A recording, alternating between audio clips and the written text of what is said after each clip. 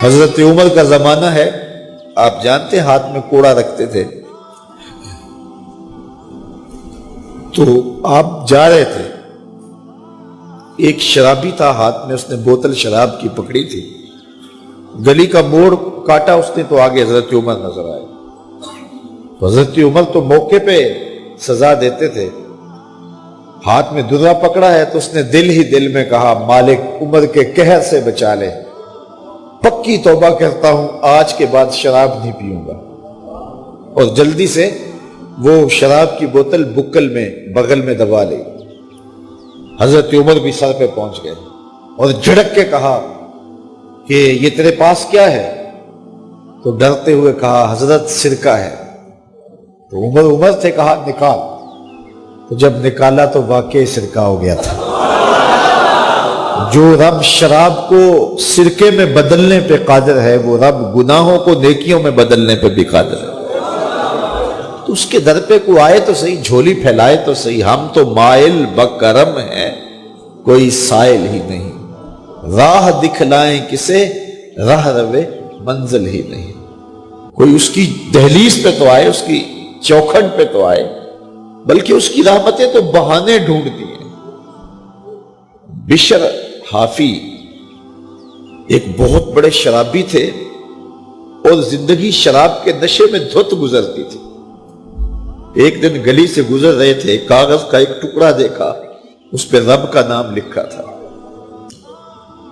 یار بندہ گناہ گار ہو بے ادب نہ ہو، گناہ گار ہو بے ادب نہ ہو۔ تو کاغذ کے ٹکڑے پہ رب کا نام لکھا تھا، اس کو اٹھایا، چوما، صاف کیا، خوشبو لگائی اور اونچی جگہ پہ رکھ دیا کہ یہ میرے رب کا نام ہے، اور شراب پینے پھر میخانے میں چلے گئے۔ وقت کے ولی کو الہام ہوا، جا ڈھونڈ بشر کو اور میرا سلام دے، اور اسے کہہ کہ تیرے رب نے تیرے سارے گناہ معاف کر دیے۔ نکلا، پوچھا بشر کون ہے؟ لوگوں نے کہا وہ تو بہت بڑا شرابی ہے۔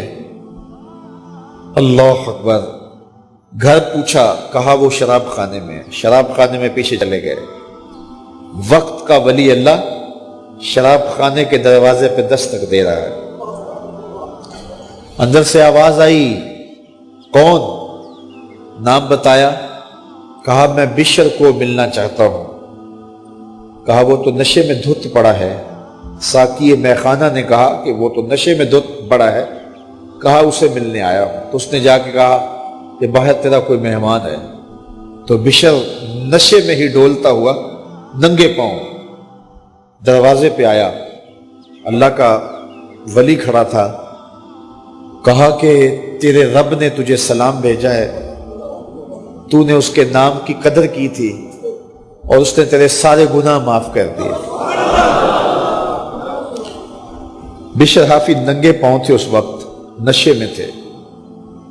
نشہ شراب کا تھا، لیکن رب کا سلام آیا تو یہ نشہ اس سے بھی اوپر تھا۔ جھوم اٹھے اور کہا کہ میں اب رب کا سلام آیا ہے تو اب میں ننگے پاؤں تھا، اب ساری زندگی میں جوتا نہیں پہنوں گا۔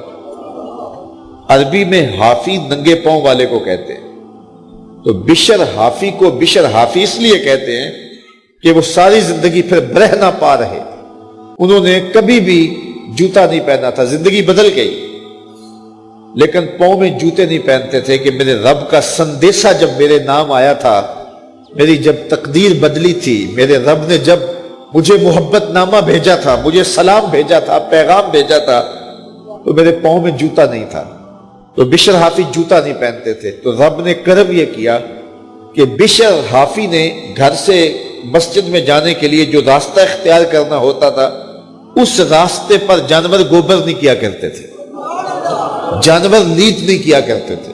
یہ بشر حافی کی گزرگاہ ہے۔ ایک دن ایک شخص آیا تو جس راستے سے بشر حافی گزرتے تھے تو وہاں کسی جانور کا گوبر پڑا ہوا تھا، تو اس نے بلند آواز سے کہا ایھا الناس، لوگوں سن لو، بشر حافی انتقال کر گئے۔ لوگوں نے کہا تمہیں کس نے بتایا ہے؟ کہا یہ گوبر پڑا ہوا ہے، اس کا مطلب ہے کہ آج بشر حافی اس گلی سے نہیں گزریں گے۔ تو جب پتہ کیا گیا تو حضرت بشر حافی کا واقعہ انتقال ہو گیا. کوئی سچی توبہ کرے تو صحیح, کوئی اس کی دہلیز تو آئے تو صحیح. ہم تو مائل بکرم ہیں, کوئی سائل ہی نہیں, راہ دکھلائیں کسے رہ ربے منزل ہی نہیں. کوئی جھولی تو پھیلائے وہ تو کریم ہے, اس کی تو رحمتیں آواز دے رہی ہیں, یا ایھا الانسان ما غرک بربک الکریم. او بھاگے ہوئے انسان, آجا پلٹ کے, تیرا رب بڑا کریم ہے.